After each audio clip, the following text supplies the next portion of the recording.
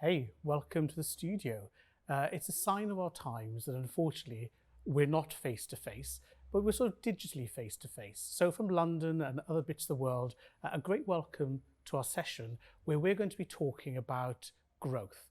And it's kind of ironic as we come out of one of the most difficult consumer and business periods of certainly my lifetime.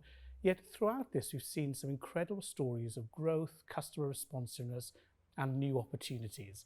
So here with me in our various studios, with the sound of London's traffic behind us, you know it's real, we have a great group of guests.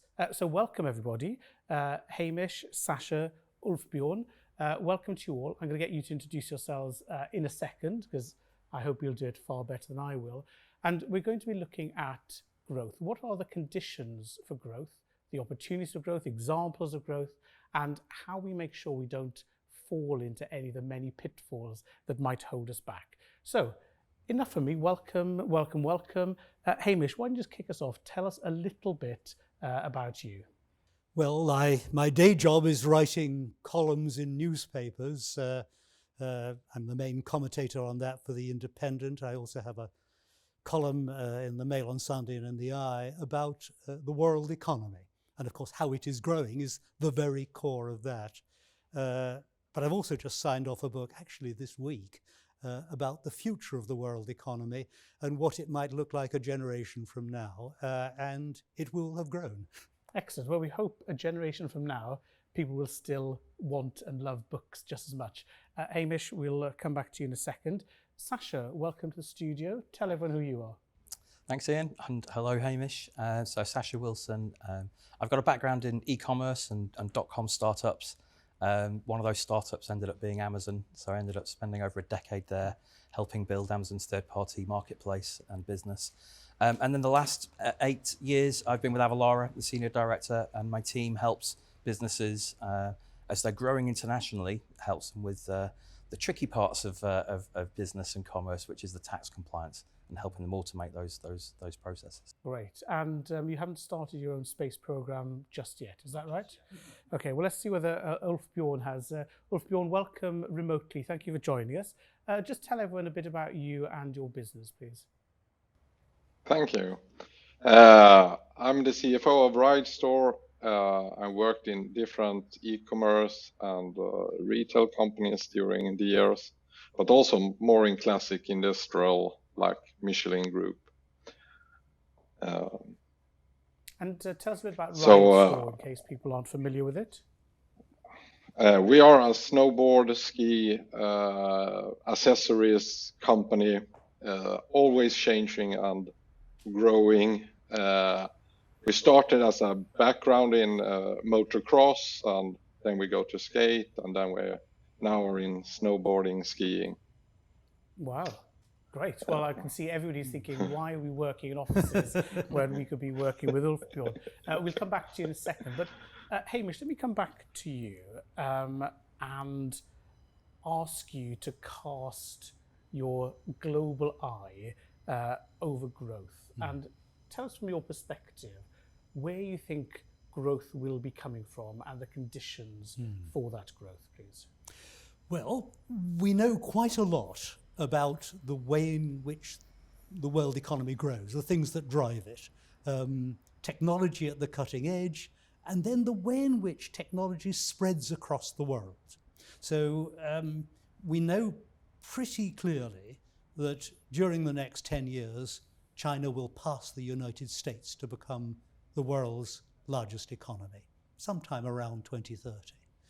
We know too that India is racing forward and will become the world's third largest economy, probably again about the same time. So that's the big macro growth. The US will go on growing. It's still absolutely at the cutting edge of technology. Europe will be fine, some bits better than others. And incidentally, the fastest growing region in the world now is Africa, actually growing faster than anywhere else. But there will be areas that lag, and the world economy will be bigger in 10 years' time, but it's pretty much emerging markets is where the big growth numbers will come. So we're talking about growth. I'd like to drill into that a little bit because technology and economic growth aren't either of them often well distributed. So even though we've seen the jump to mobile in Africa and also in India, a lot of that is, for example, text-based rather than $1,500 iPhones. So how are we seeing the technology converting into middle-class customers who want to buy our brands? Just help me understand that movement. Well, you're absolutely right in saying the word middle-class customers, because the global middle class is one of the rise of the global middle class is one of the great themes of the next 10 years. Already nearly half the world, maybe half the world, is either middle class or rich. 10 years' time, it'll be 2/3. And this is astounding. Never had that before.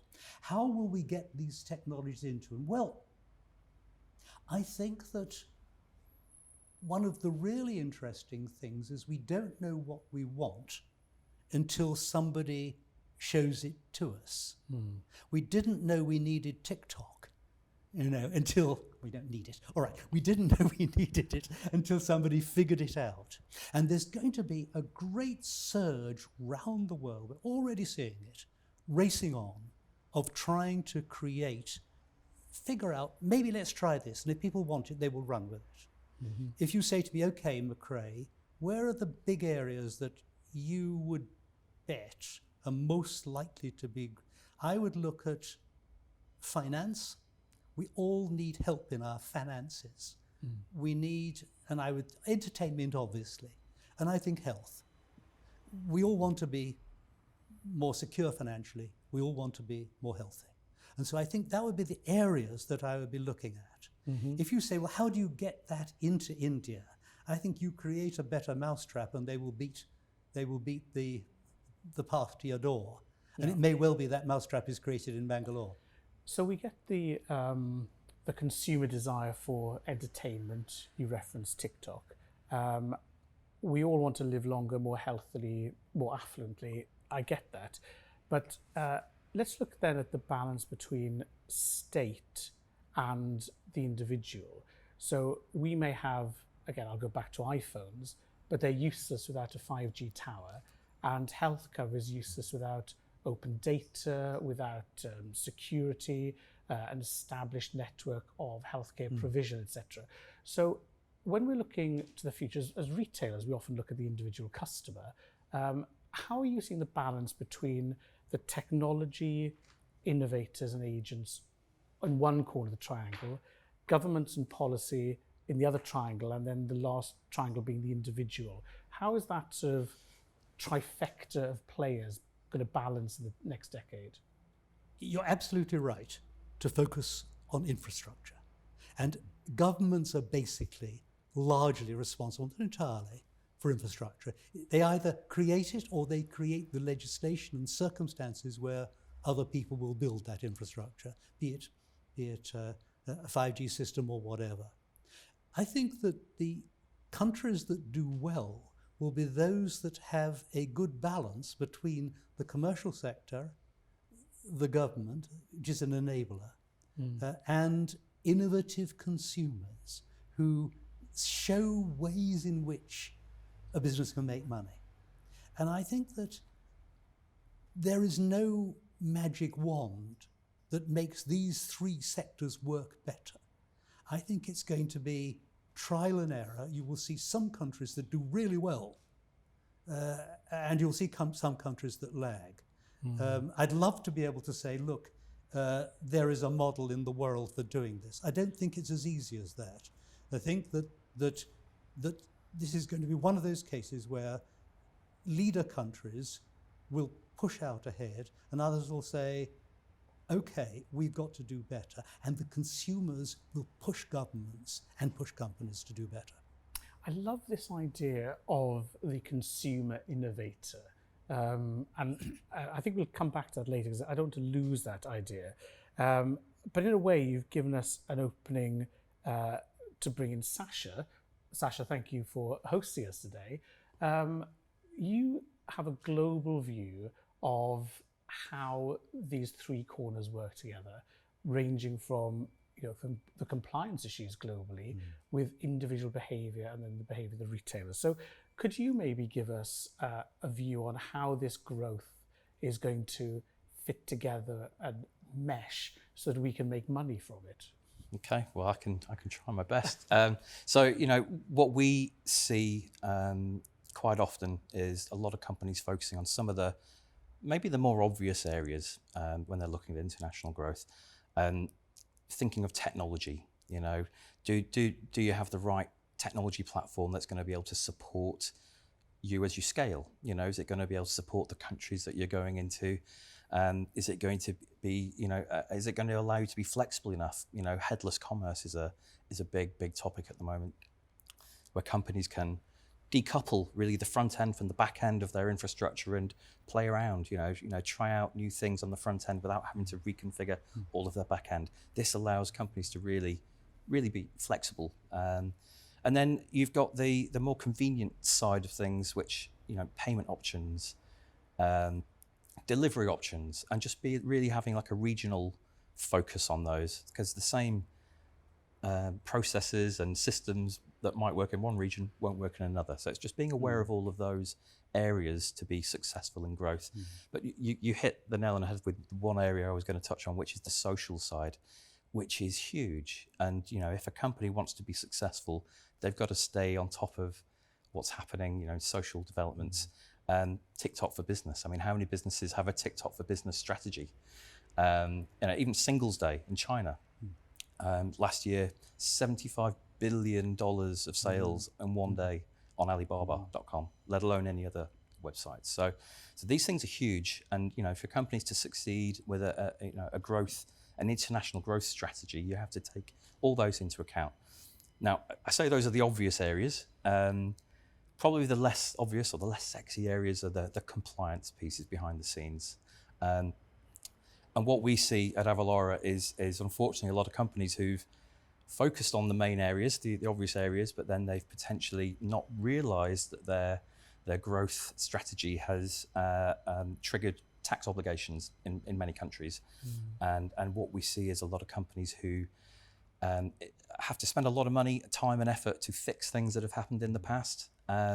Whereas, a bit of forethought and including those ideas up front when they're thinking of a new e-commerce platform and the taxes that are needed, if they're taken into account at the beginning, it's a lot easier than fixing an issue. So Sasha, I don't want to say this to you, but that's sort of dad talk, because the conversations I have with my kids would be, you should have thought of that. And they go, well, how are you so wise? And the real answer is, I made those mistakes when I was younger too, but they don't want to listen to that. So a lot of the audience today, we've got some very big companies who've got a department called Do All That Stuff For Me department. And then we've got others who are entrepreneurs who are saying, mate, I am so busy innovating my product, answering social media, discussing with my ambassadors what's going to happen at the next, X Games and how we're sponsoring that. I don't have time to subscribe to 57 different tax alerts from around the world. How do I turn hindsight into foresight? Obviously, there's talk to you, but even you can't talk to a million people. So what's the tip for business owners to just not, tread in anything unpleasant before rather than after? And it's a great question, Ian. And I think as long as finance teams, tax teams, if a company's big enough, are involved in those strategic decisions in terms of growth, then those considerations can be taken into account. We see so often, companies as they're growing, as they're evolving, they're going through their stages of development and they're potentially looking at acquiring businesses or being acquired or investment or, going public. And, if those tax liabilities are there that haven't been dealt with, that can affect a valuation. It can obviously there are cost implications as well. So yeah, keep the finance people involved in those decisions is probably the best advice. Lovely. I wish I'd had that advice before I bought a Dutch company with Italian and Spanish employees 2 years ago. I've learned some interesting things. Okay, so we've had the global view. We've had a very sensible view, which we're going to come back to because I'm sure there are more tips there. But now, Ulf Bjorn, it's your turn because you're the guy on the front line that's actually grown the business. So just tell us a little bit about the growth story in your business and let's pick up then on some of the challenges you overcame during that growth.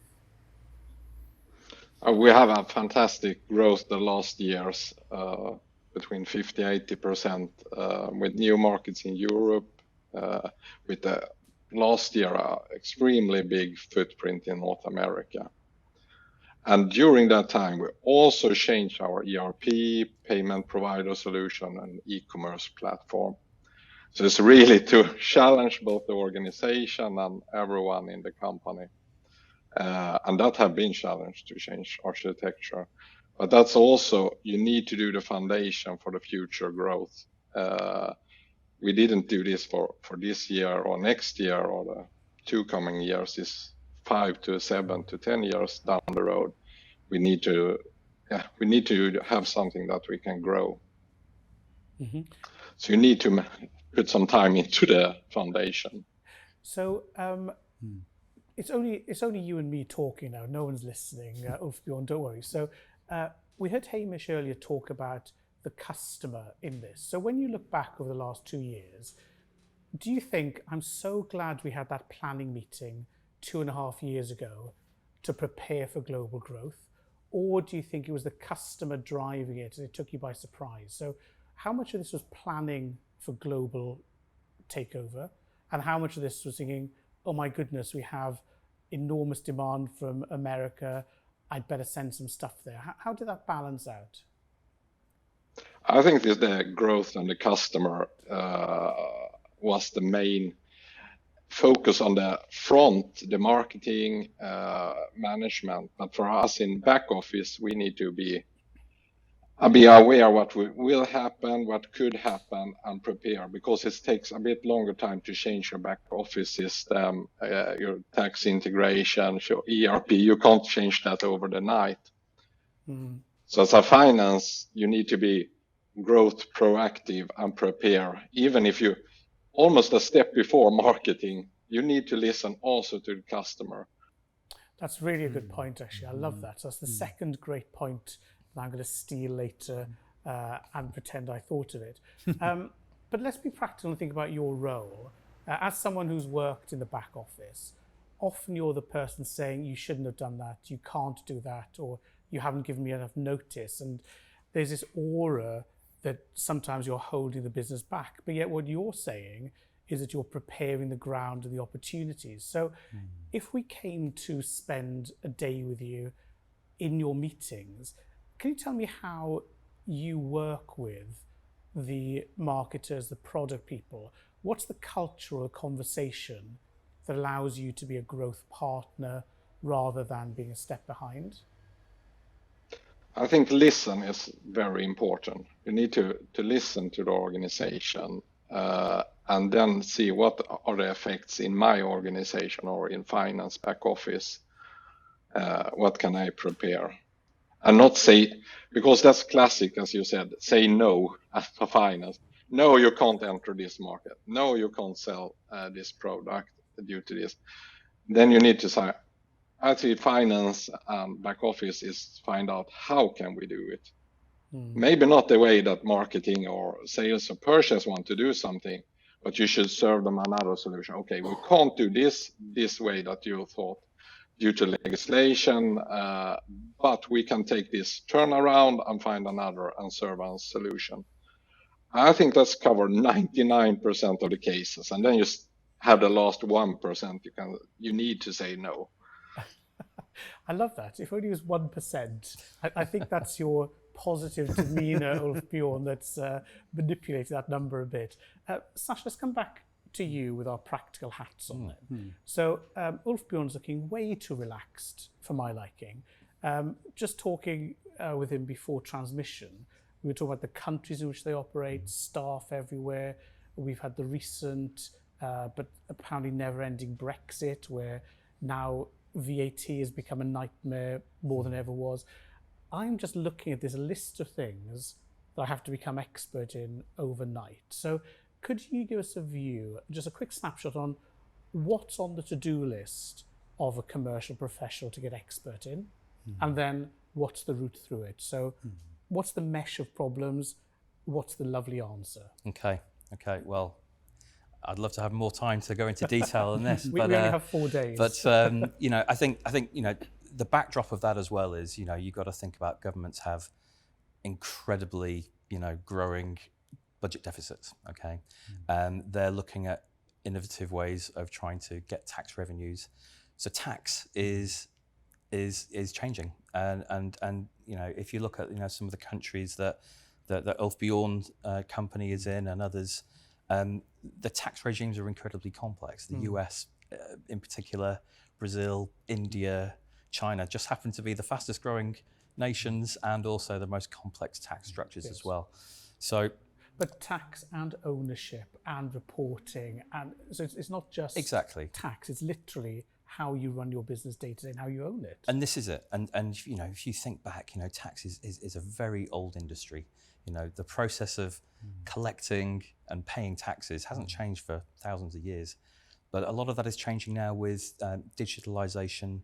We're seeing e-invoicing. We're seeing countries like Italy or Brazil is a great example where you need to get a stamp from the government to put on your invoice before you can send that invoice out. And I think this is a wave of change that's happening across the tax industry, which is really forcing a lot of companies to look at digital and automation solutions to manage this back office part. Thank you, Sasha. Really interesting. Let's just jump back to Ulf Bjorn because you're sounding so relaxed a minute ago. I'm now wondering, how do you keep up to date with all of these new countries, their tax, VAT, import, reporting, cross-border? I'm exhausted just thinking of a few things. So you're so calm. What's your secret and how do you approach knowing about so much in this quite technical area? I think one part is to have the right partners, because then you make your life a bit easier. You don't need to have the detailed knowledge in each market. You need to have a partner that share and train and give you some help on the road. If it's taxes, if it's legal, whatever, and you need to find those partners. I think it's one of the most important things I did the last years. Great. Now, Sasha, there's a bit of me that's worried now because we've listed so many things that can go wrong. So if I'm a relatively small retailer or brand, and I'm looking at these opportunities, a part of me thinks, I don't want to spend 20 years in an American jail for getting my returns wrong, or even worse, get pulled off a plane in Mumbai for breaching some regulation. How do we manage to have real relationships even if we make things wrong? Reassure me that it'll all be okay. Yeah. Okay. So there are protections in place. There are voluntary disclosure processes in place where, if a government or a tax authority is being approached by a company who may owe some tax, they're not going to turn it away. Yeah, they're going to be willingly try and accept that and make it easier for that company to come clean. If it's the other way around, they might not be as forgiving, and we do see this sometimes. If companies have been trading in the US, it's a great example for 10 years or so. If one of those state tax authorities gets wind, they can go back the full 10 years and they can try and recoup their taxes, the penalties and the fines. And guess what? They'll speak to all their friends in other tax authorities as well. Right. So that's the bit that, the advice is if as soon as anyone becomes aware of it, it's better to nip it in the bud and get it dealt with. So an honest mistake is fine. Dishonest mistakes generally aren't mistakes. They're correct. Dishonesty. Lovely. So I feel a bit more reassured now. I'm doing my planning, and Hamish, you've given us a great view of the sort of near now and the positions. Where do you think economies and growth are going? Where should I be looking? What should I be focusing on as I'm trying to get just a couple of years ahead of the pack. Any tips for us on growth? Well, there's one very simple one, which is remember there's such a thing as an economic cycle. And we are now in the early stages of a growth run. It's chaotic stages because of the disruption of the pandemic. But I think I would say at a big global macro level, there will be a couple of years, 3 years, 4 years, maybe longer, of decent growth. Decent, messy growth. And that in a way is a comfort. It doesn't mean there won't be a stock market crash. It doesn't mean that, that there won't at some distant date be another global recession. But I think that we can look forward reasonably optimistically at a big macro level for growth for the next few years. And that's a comfort. If you then say, okay, which areas are going to grow fastest? I think you look at the areas that have had good records so far, they will tend to go on growing well. So you look at Eastern Europe, doing really well, unevenly, but you're doing well. You look at the United States, worry a bit about the scale of the boom there now, it'll ease off. And of course you look at China, slowing down but still growing. And of course you look at India. And then depending on what your particular area of business is, there will be corners that if you are brilliant at producing skateboards, are likely to grow well, brilliant at producing skis, or snowboard, that will do well. So I think that the big picture is one of growth. The small picture is find niches where your product is just at that early stages of people wanting to adopt it. So when I think about the markets that you and Sasha have mentioned, these are markets that are suffering from political upheaval, a growth in authoritarianism, a growth in nationalist separatism, a challenge to the middle classes, a bigger gap between rich and poor, and growing, pretty competitive legislation around cross-border company ownership.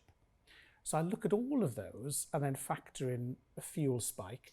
And so my brain is saying, I hear what Hamish is saying. My heart is saying, oh my God, I'm going to hide under the duvet for 5 years. So how do we balance this very risky post-COVID, post-2008, post-2017 world with this vision of global growth and happiness? Sure.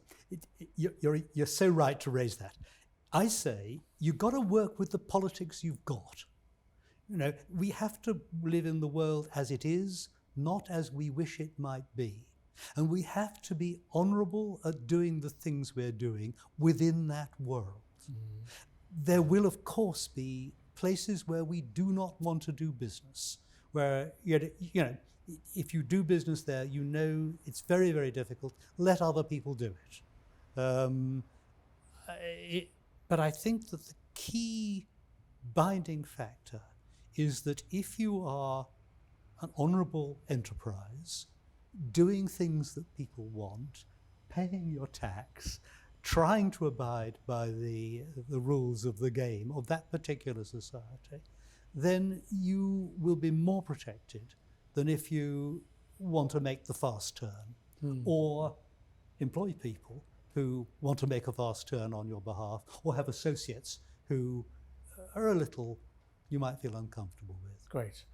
I feel mobilised and uplifted by that positive spin. Ulf-Björn, your product in your area speaks to freedom, to leisure, to enjoyment, to the outdoors. As you look to continued growth, are there any factors that you think are going to drive that, whether it's access to the outdoors, a growing leisured class? What are the factors that you're looking at as you plan for ongoing growth? We think the outdoor trend will continue. People want to come closer to the nature. We saw that really clearly during Corona. people want out in the hills, but also what's a part of us is that we want people to use the clothes, the jacket, the trousers during not 1 year or one season. And that trend, I think, also not this wear and tear one day or one season. I think that's out of the market. That was really interesting, Ulf Bjorn. Thanks for that. Now, Sasha, as we're coming to the end of our time, we'll see from the comments that people are saying, totally inspired. We love Ulf Bjorn's story. We love the products. We see where the world is going with Hamish, but what do I actually do? So I'm going to ask you to be Mr. Practical for us and just give me a couple of things that I would need to do as a retailer just to make sure my paths to growth are clear. What are your thoughts? Okay, well, I mean, the first thing I'd actually kind of tag on to what Ulf Bjorn was saying, and I think the retailers that are having that foresight of looking at sustainability are the ones that are going to succeed. Consumers aren't just interested in getting the cheapest price; they want to know where their products are coming from. They want to know what's in them. Mm-hmm. So that's a huge part. Which is for a separate discussion. So and that's a separate one. But in terms of the other area of growth, in terms of a few things to think about would be speak to an advisor, an accountant, whoever you're dealing with, your own internal finance team, and find out what your footprint, your VAT tax footprint is like. So many changing legislations. I mean, digital taxes. There were maybe 15 countries that had a tax on digital subscriptions or streaming services 18 months ago. In the last 18 months, there's now over 70 countries worldwide. So it's impossible to be an expert in every area of tax in every part of the globe, but there are partners out there who do know. So speak to them, find out on a regular basis what the activities of your business are doing, whether they're triggering any obligations, and deal with them as soon as they're found out. Great. Well, look, we've had an incredible conversation, ranging from Ulf Bjorn's 99% positive listening and only 1% no. That's definitely a rule for life and the growth story there. From Hamish, we've heard about the customer being a partner in growth and this idea of being a global citizen with integrity. And I think, we've heard from you, Sasha, the great words that you can't be an expert in everything. So combine the listening with expertise and there's a path through to growth. So thank you all so much for joining us. Our time has come to an end. So from our various digital studios, it's a massive thank you for spending some time with us. Hope you found the contributions interesting. I know I certainly did. Very valuable. And now we leave you to enjoy the rest of the event. Thank you very much.